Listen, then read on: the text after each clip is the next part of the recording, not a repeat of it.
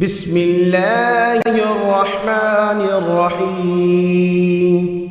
شروع کرتا ہوں اللہ کے نام سے جو بڑا مہربان نہایت رحم کرنے والا ہے۔ گھر سے باہر نکلتے وقت کی دعا۔ ابو داؤد اور ترمذی میں حدیث رسول صلی اللہ علیہ وسلم ہے کہ جب تم گھر سے روانہ ہونے لگو تو یہ دعا پڑھو: بسم اللہ توکلت علی اللہ ولا حول ولا قوة الا باللہ۔ اللہ کے نام کے ساتھ میں اللہ تعالیٰ پر بھروسہ کرتا ہوں، کسی اور میں کوئی طاقت و توانائی نہیں سوائے اللہ تعالیٰ کے۔